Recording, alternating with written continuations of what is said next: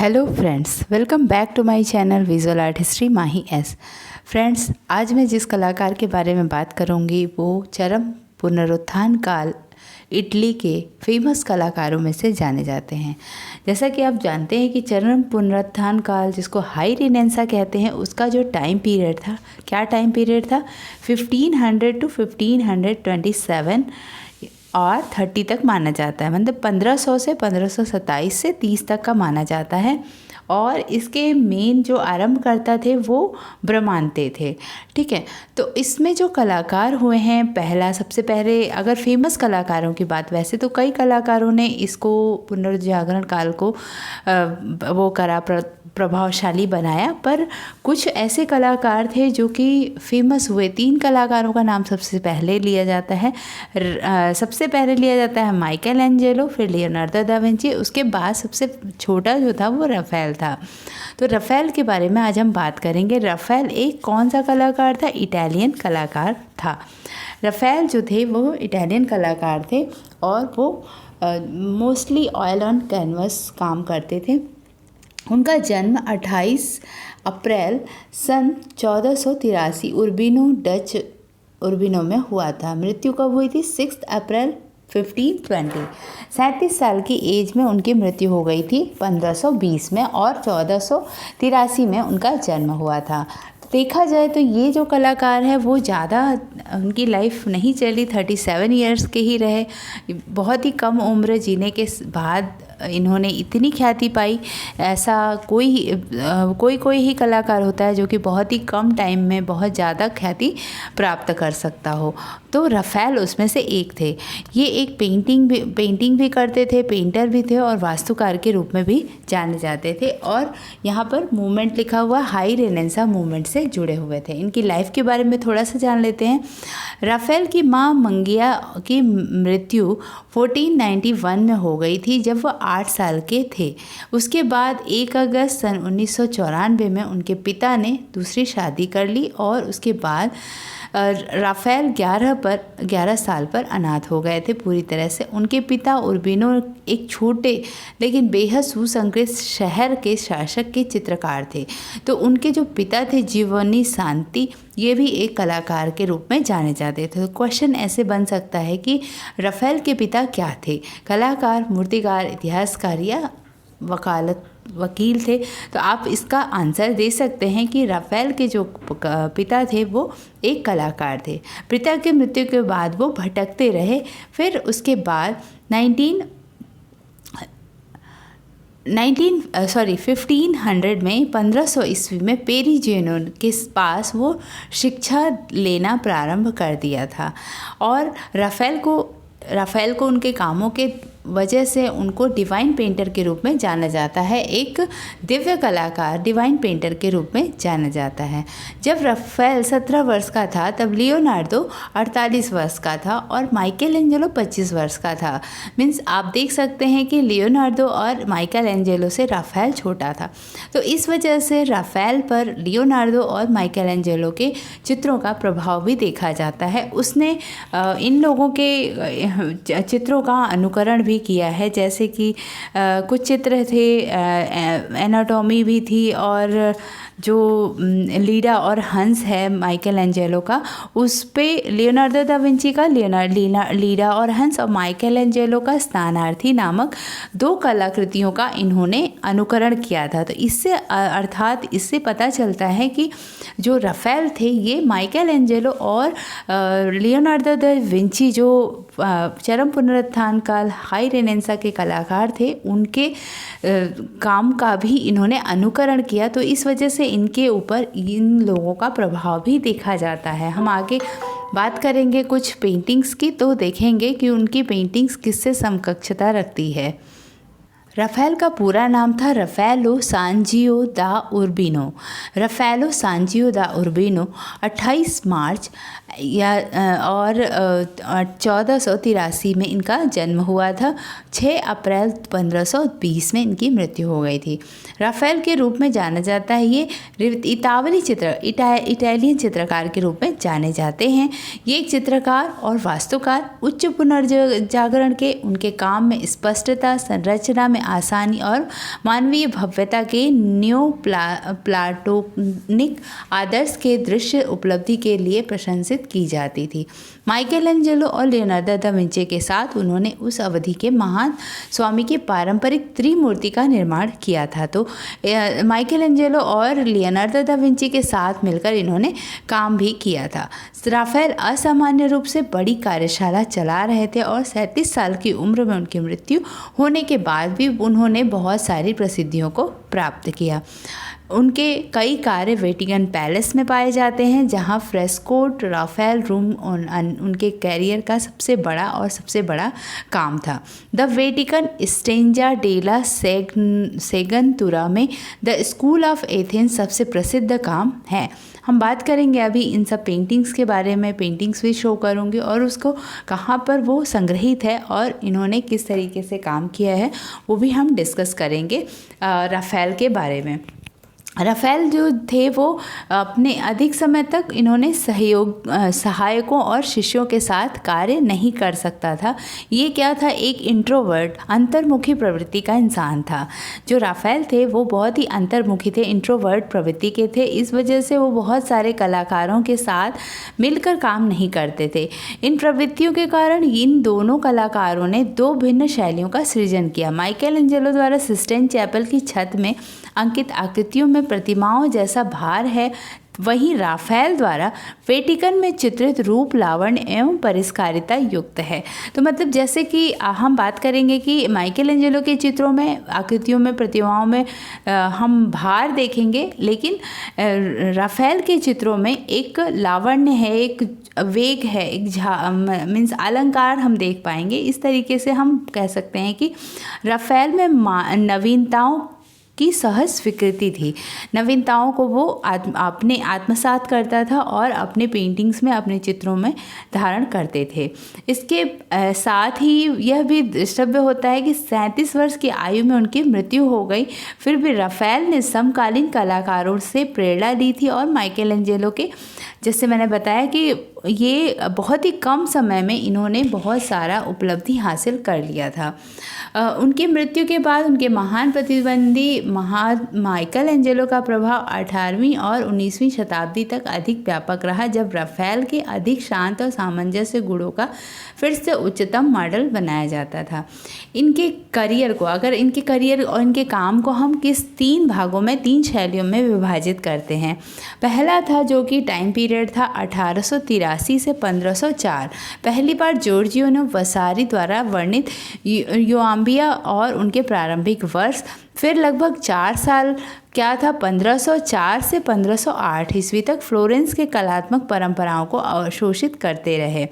और ये 3 पीरियड है, जैसे उनके जन्म के काल से 1883 से 1504, मीन्स उन्होंने 1500 से 1883 तो उनका जन्म ही था। अगर हम बात करते हैं तो 1500 से 1504 तक जो हाई रेनेसां का पीरियड था, उसमें तो 1504 में इन्होंने यूम्ब्रिया में अनेक उनके प्रारंभिक वर्ष जो थे वो काम करने का वो था, जब वो अपने कला गुरु के साथ काम करना सीखे थे। फिर लगभग 4 साल इन्होंने 1504 से 1508 तक फ्लोरेंस के कलात्मक परंपराओं को अवशोषित करते हुए काम किया था।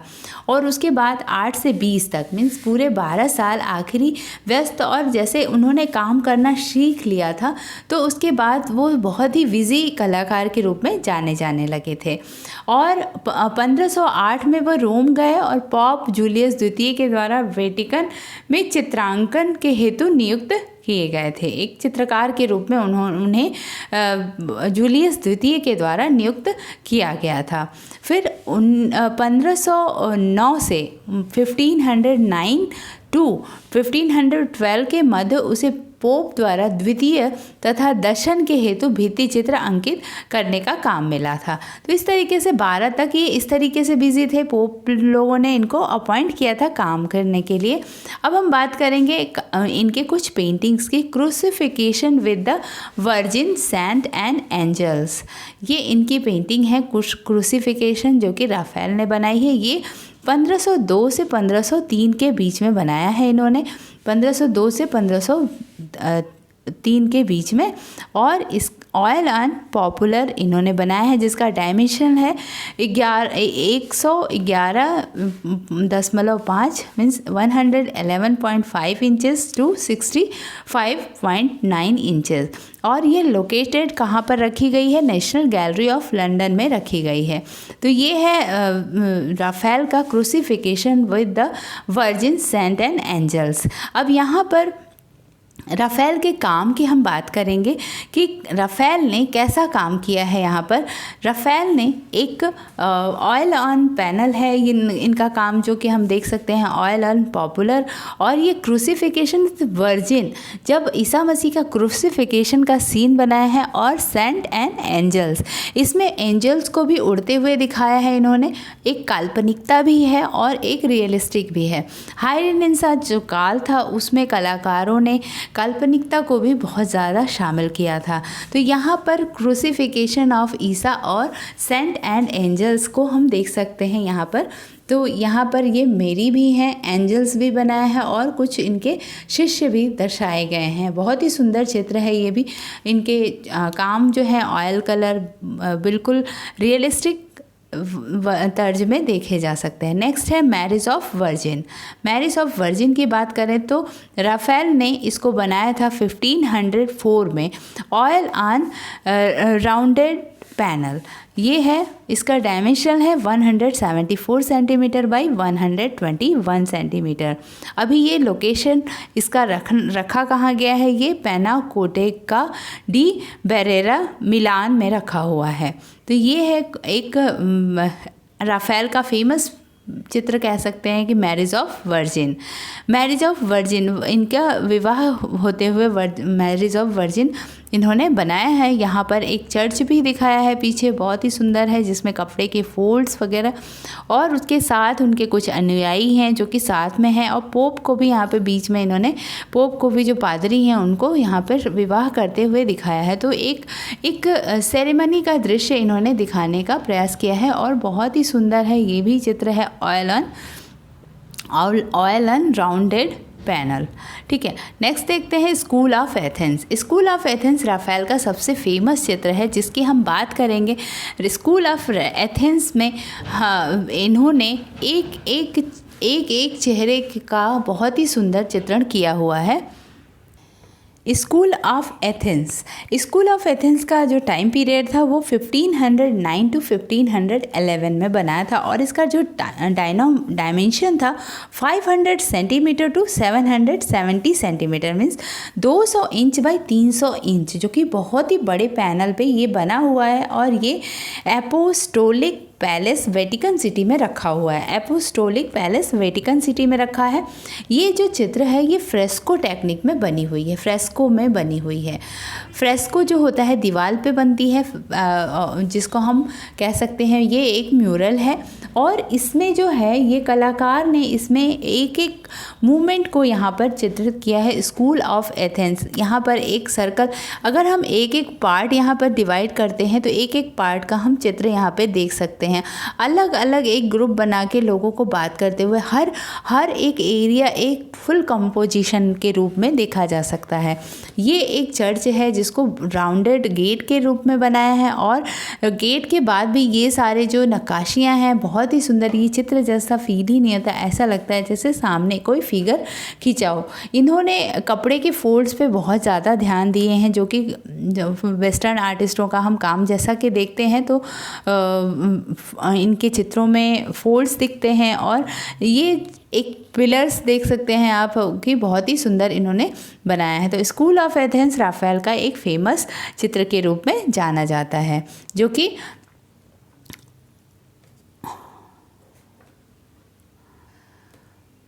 1509 टू 1511 इसको बनाने में इनको 3 इयर्स लग गए थे और इसका डायमेंशन था 200 inches bye 300 inches. Vatican city apostolic palace में रखी हुई है, बनी हुई है ये। अब हम नेक्स्ट बात करेंगे इनके पेंटिंग सिस्टाइन मैडोना की। सिस्टाइन मैडोना नामक जो चित्र है ये इन्होंने 1513 टू 1514 बनाया है। एक साल में इन्होंने चित्र को कंप्लीट किया है। Cysteine Madonna oil on canvas है ये चित्र, ऑयल ऑन कैनवस, और इसका डायमेंशन है 104 इंचेस बाई 77 इंचेस। ये भी बहुत बड़ा है। ये है गैमाल डे गार्लेग अल्टर मेस्टर ड्रेसडन में रखी हुई है। ये ड्रेसडन में रखी हुई है और इसका जो मीडियम है ऑयल ऑन कैनवस है और इसको बनाया है 1513 में राफेल ने। अब यहाँ पर हम इनके चित्र की बात करेंगे। इनके चित्रों में देख सकते हैं कि जो राफेल ने सिस्टाइन मैडोना को एक बच्चे के साथ दिखाया है और फिर उसमें 2 यहाँ पर बात करते हुए दिखाया है। यहाँ पर पोप हैं और यहाँ पर एक और लेडी है। नीचे कुछ क्यूपिड जैसे जो क्यूपिड बनाते थे ये लोग, तो यहाँ पर भी इन्होंने काल्पनिकता का आभास यहाँ पे दिखाया है और यहाँ पर ऐसा फील होता है जैसे क्लाउड में ये लोग घूम रहे हैं और पीछे भी बैकग्राउंड में इन्होंने बादलों को दिखाया है। तो ये हो गया राफेल का सिस्टाइन मैडोना। कुछ फेमस पेंटिंग्स ही लिए हैं मैंने, बहुत सारी पेंटिंग्स इन्होंने बनाई है तो सारी पेंटिंग्स एक साथ नहीं ले सकते। अब हम बात करेंगे राफेल की ट्रांसफिगरेशन के बारे में बात करेंगे। ट्रांसफिगरेशन जो है वो 1516 से 20 में बनाया था इन्होंने, 1516 से 20 के बीच में बनाया था। ये है टेम्परा ऑन वुड पे बनाया था इन्होंने, लकड़ी पे बनाया था टेम्परा से, जिसका डायमेंशन है 160 inches by 110 inches. 160 inch by 110 inch का ये था डायमेंशनल और ये वेटिकन सिटी में रखा हुआ है। पैनाकोटेका वेटिकाना वेटिकन सिटी में रखा हुआ है। ये है आपकी ट्रांसफिगरेशन फिगर। अब हम बात करेंगे उनके जो टेक्निक थी, उनके जो चित्र थे वो कैसे होते थे। राफेल के चित्रों में हम कलर्स को बहुत ही ब्राइट यूज़ करते हुए देख सकते हैं, blue, golden, yellow, red, white, और ईसा मसीह को यहाँ पर ट्रांसफिगरेशन में इनको ईसा मसीह को जाते हुए दिखाया है और कुछ क्यूपिड को उनके साथ उड़ते हुए दिखाया और नीचे उनके जो अनुयायी थे वो एक तरीके से अपना एक्सप्रेशन दे रहे हैं, उनके लिए दुखी हैं और कुछ एक दूसरे से लड़ते हुए दिखाए हैं कुछ को, कि कैसा ऐसे ट्रांसफिगरेशन में जो चीज़ें होती हैं वो कुछ दुखी हैं, कुछ रो रहे हैं। इस तरीके से चित्र इन्होंने राफेल के चित्र में दिखाई दिया है। अब हम बात करते हैं नेक्स्ट चित्र की, ट्रम्प ऑफ गैलाटी या गैल्टी, जो भी बोल सकते हैं आप, ट्रम्प ऑफ गैलाटी। ये है 1512 का, 1512 में इन्होंने बनाया था ट्रम्प ऑफ गैलाटी और इसका जो टाइप है वो फ्रेस्को टाइप है और विला फार्नेशिना रोम में इन्होंने बनाया था।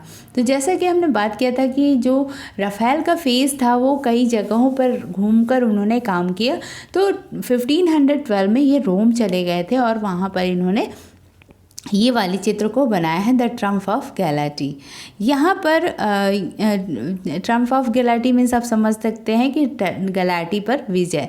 तो इस तरीके से यहाँ पर मैरी को भी दिखाया है, कुछ क्यूपिड्स को यहाँ पे फाइट करते हुए एरो से दिखाया है, यहाँ पे कुछ लोग आपस में फाइट कर रहे हैं, अपने आप को बचा रहे हैं। तो ये यहाँ पर triumph of Galatea means triumph of विजय होता है, ट्रम्प मीन्स तो विजय ऑफ गैलाटी कह सकते हैं। अब हम नेक्स्ट पिक्चर पे जाते हैं, जॉर्ज एंड ड्रैगन जो है राफेल ने 1505 में बनाया, 1505 में बनाया है। ये जो चित्र है ये ऑयल ऑन वुड है। इसका जो डायमेंशन है वो 11.2 बाई 8.5 इंचेस में है। ये अभी national Gallery of Art Washington DC में संग्रहित है, यहाँ पर रखी हुई है। तो जॉर्ज एंड ड्रैगन 1505 में, 1505 में राफेल ने बनाया था, ऑयल ऑन वुड, और ये वाशिंगटन डीसी में स्थित है। तो ये ड्रैगन है, ड्रैगन से फाइट करते हुए जॉर्ज को दिखाया है, जो कि जॉर्ज हॉर्स पे हैं और यहाँ पर नीचे एक ड्रैगन को गिरा हुआ दिखाया है। यहाँ पर एक लेडी को भी दिखाया है और इसमें जो चित्र में जो बैकग्राउंड होता था वो पूरी तरह से इन्होंने बहुत ही सुंदर, बहुत ही रियलिस्टिक काम करके दिखाया है इन्होंने। और कपड़ों के फोल्ड्स वगैरह राफेल और माइकल एंजेलो के तो आप जान ही सकते हैं कि उस समय वो लोग किस तरीके से काम करते थे। अब हम नेक्स्ट चित्र की बात करेंगे, एल्बा मैडोना। एल्बा मैडोना, यहाँ पर मैडोना को चाइल्ड के साथ बनाया हुआ है। ये है 1511 में बनाया है, जो कि इन्होंने 1511 में बनाया था और transferred from wood to canvas. ये लकड़ी से कैनवस पे ट्रांसफ़र किया गया है चित्र है, जिसका डायमेंशन है 37 बाई 4 इंच।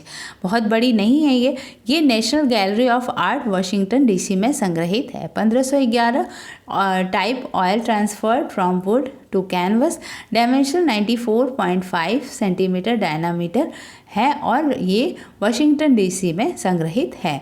तो ये हो गया एल्बा मैडोना नामक चित्र के बारे में। राफेल के चित्र हम जैसा कि देख सकते हैं, इनके कलर्स बहुत ही सुंदर, ब्राइट और बहुत ही प्योर कलर यूज़ करते थे इन्होंने। फिगर्स को नेचुरलिस्टिक में बनाया, बिल्कुल रियलिस्टिक कह सकते हैं इस समय। तो हाई रेनेसा में इसी तरीके के चित्र बनते हैं। अगर हम बात करेंगे आगे चल के लियोनार्डो दा विंची और माइकल एंजेलो की, तो उनके चित्रों से भी इसी तरीके के फोल्ड्स, कपड़े के फोल्ड्स इसी तरीके के देखे जा सकते हैं। तो ये हो गया राफेल के बारे में कुछ चित्र और उनकी लाइफ के बारे में। तो फ्रेंड्स, आपको ये वीडियो कैसी लगी? अगर अच्छी लगी तो लाइक करिए, शेयर करिए और सब्सक्राइब करिए। Thank you for watching my video and keep watching, keep learning. Bye bye.